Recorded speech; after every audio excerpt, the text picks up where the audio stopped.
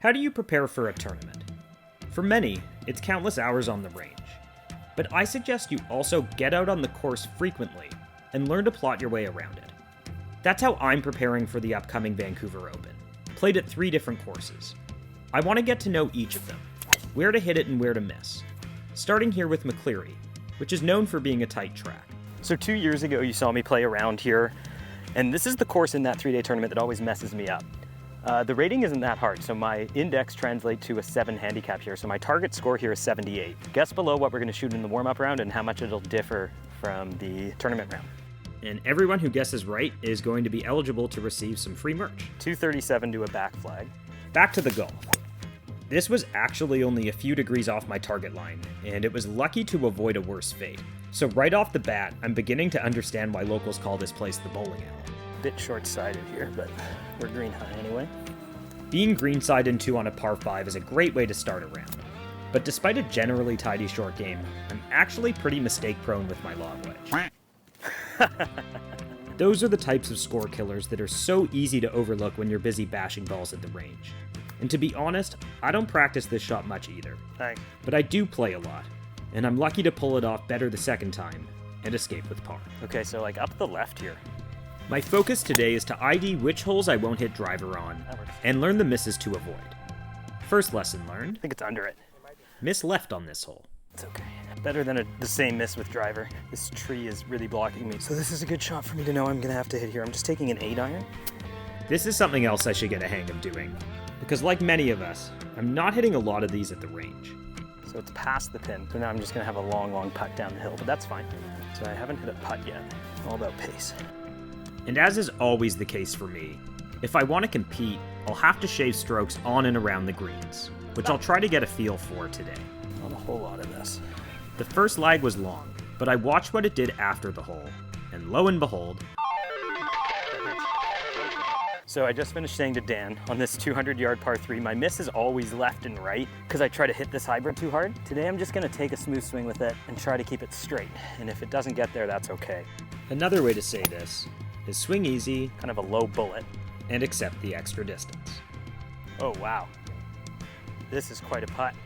And we're back to work on the part of the game where the scoring really happens.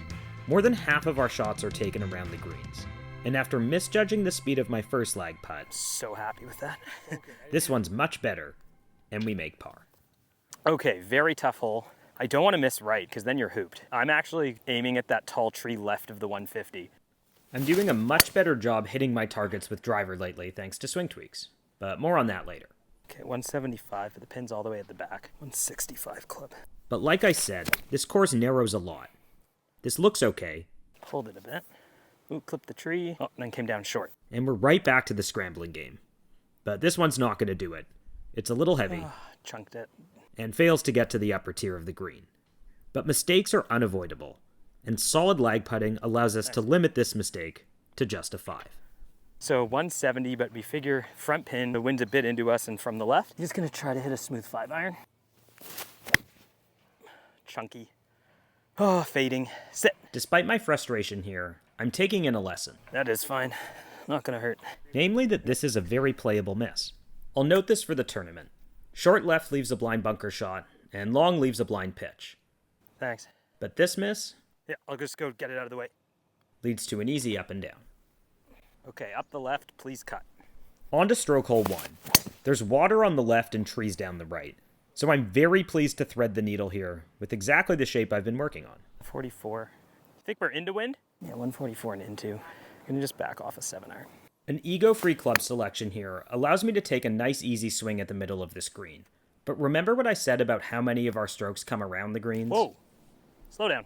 Slow down. Well, poor decisions over this putt and the upcoming one led to a very rare 3-putt for me. And so many of you have commented about how this is killing your game that I am dedicating an upcoming video to. Oh, man. And in the meantime, I promise to still never turn this into a channel about the golf swing. Because in my humble opinion, neither YouTube nor self-diagnosis are the ways to improve your golf swing. But what's incredible is that for the last few months, Swing Tweaks has been helping my viewers improve their swing. So if you haven't already, I want you to send a video of your swing to Swing Tweaks. And for the same price as a golf glove, you'll get a tweak. A tweak is a virtual golf lesson by a PGA professional who will break down your swing, show you areas for improvement, and give you specific drills. Use the code TWEAKERS at signup and follow the link in the description for 20% off your first tweak. Okay, we have 143 back flag, wind helping. It's either going to be a hard 9 or a smooth 8. No ego in this decision. Smooth 8, I think. Just planning for the most stress-free swing. This one's online. That wasn't hit very well. But the contact's only okay. It's quite uphill. Let's take a look here. Oh, it's very uphill. Yeah, I think mine, I see it a bit left. You want to pull it actually, Dan? Up a big hill. Do not baby this one. And if you've watched my recent videos, you know that pins have cost me lately. But not this time. Thank you. So this hole's a right angle dog leg. You could hit driver here, but I think, what is it to the 150, about 200? Yeah, so just putting one in play here is the play. I'm trying to figure out club selection for this shot. That's okay, I backed off it. Got a very, very good kick. It landed, instead of going through the fairway, it bounced a little bit left. And lesson learned. 3-wood can go through the fairway, so this might be less club in the tournament. Okay, so I have 119 in. Everything short is actually water there. I'm gonna choke down on a 9-iron, keep my feet a bit closer together. I've committed to some feels here. Still try to take a normal golf swing. And a positive swing thought to boot. The longer club takes the hazard out of play. We're eliminating the big misses. Wow, this putt is going to swing like crazy. The reward is about 20 feet for birdie, but this is a breaker that I need to respect and not get too frisky with. And I'm fine with par. 466 is the play. Okay, that makes more sense. Another potentially gettable par 5 for me. And while a big draw would be ideal here, that's not my shape at the moment, so I don't fight it. That's exactly the shape I've been trying to hit with that lately. So 186, hair into. I think it's just a smooth 5 hybrid. Need to keep it left to this tree. Flagpole's a good target. Another shot that's pretty straight, but flirting with it on this course. It'll be green high. This is an acceptable outcome. And I will have another shot of getting up and down for birdie. But here I'm realizing that I need some lob wedge practice. Not much in this, eh? Like it's got to go a little left because of this hill's here. Like not much, right? And actually the first few feet wants to go right, so I'm just going to aim at the hole. One more thorough read of a birdie putt, and I'm committed by the time I'm over it. I just didn't get it there. But we'll settle for one more par. It all adds up to a very stress-free 1 over on the front. If only it were always this easy. The back 9 didn't go as well, which is a good reminder not to get ahead of myself, which honestly I might have been guilty of today. Okay, this is often called the hardest par 4 in Vancouver. It's so funny how you can't tell on video, but there is a massive hill there. I fueled up at the turn before hitting my best drive of the day here, but this is a long hole, and I'll still have a long way in. Sit. See, that's what I'm trying to hit with this, just like a baby fade. So I have 176 playing 184. It sure looks more uphill than that. Not even gonna think about that flag. Middle of the green's fine. And now another shot where I'm thinking about my club's dispersion pattern and choosing a target where none of my misses will ever leave me short-sighted. It is a bit of a ways from here, and a bit of an awkward lie, but I have all the green in the world to work with, and I hit a good one. Go in. Oh, left edge or outside the hole? I think it's left edge. I'm committed to this, and ultimately I manage a very rare 4 here. Thanks. But nothing gold can stay. This is another demanding tee shot with a tiny landing zone between water on the left and trees on the right. It looks okay. Sit! But it's going right at the water on the left. Ooh, I think that's in there. So I had to take an unplayable. It was in here. Gave myself 2 clubs. I think I'm about 280. Just trying to put a 6-iron back in play.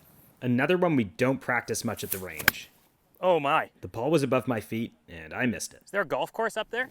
Dan says it's about 164. You know what? I actually have a good lie to hit this shot, if I can pull it off. Turn! Oh, it didn't turn at all. And the mistakes are compounding. Okay, we're shaping up to make a big number on this hole, but that's okay. Haven't done that yet today. It's gonna happen. This is another thing I'm trying to cultivate. Just staying focused on the next golf shot. Almost went in. I am staying positive out there, even while this all adds up to a double. Oh. The last time I played here, I wasn't hitting the ball quite as far, so it used to be driver, but it's 363. It's kind of tight, so I'm just trying to squeeze a little 3-wood out there. Should be fine. Aiming right. Well, that was the biggest miss of the day, but we got away with it. Thanks. Okay, so we have a real dog shit lie here. But 149 into, I'm just gonna try to kind of hit a smooth 7-iron. I just want to make good contact, if I'm being real. So hard out of that lie. Short of the bunker. So bad it's good. The round's gonna have its rough patches. This did become the turning point of the round, after this one fails to cover the bunker. And maybe I shouldn't manifest this by saying it out loud, but... Okay, we're gonna make back-to-back doubles, which is really annoying. But, golf's hard. We're on wet sand to boot, but this one's okay, and I'll have a look at bogey. What are you doing, putt? Just a hair outside the right. I would love to drain this one, but even on tour the make percentage from here is far less than 50, so I can't complain with the double. We're gonna talk some course management here. It's 200 flag, playing 190. That pin is back right. Tiger Woods doesn't aim at that pin, neither should we. The green front left starts at like 180, so the swing thought here is just smooth 5-iron at the left part of the green. That faded. It's gonna need a lot to cover all that. No, in the bunker, that's okay.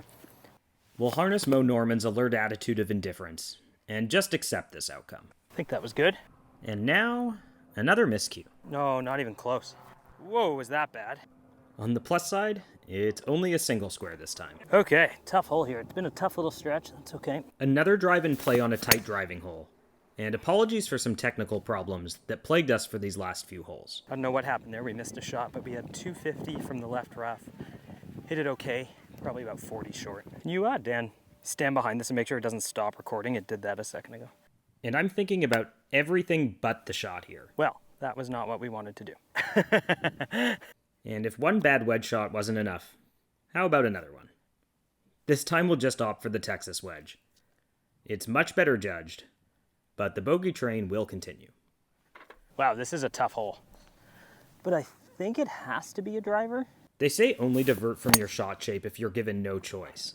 Well, this one absolutely did require a draw. I took so much off it in the middle of my swing. I was like, oh, it's not a draw swing. Let up. So 139. There is some room past it, but I've been feathering too many. I'd like to take a full swing, so it's just going to be a full 8-iron. Speaking of not diverting from things that have been working. That was so bad. That was a bad club choice. And unfortunately, we had more camera problems. We missed my bunker shot, and for the rest of the round, we'll use Dan's camera. So 170 and into, but I still like to hit a 6-iron and just be below the hole. Good plan, poor execution. I just didn't get through it at all. It's a good time to take stock of my emotions. It's okay to be temporarily frustrated, as long as you perform an honest and dispassionate examination of what you did wrong afterwards, which I do with this coming putt. I wanted that so badly. And the bogey train will continue for at least one more hole.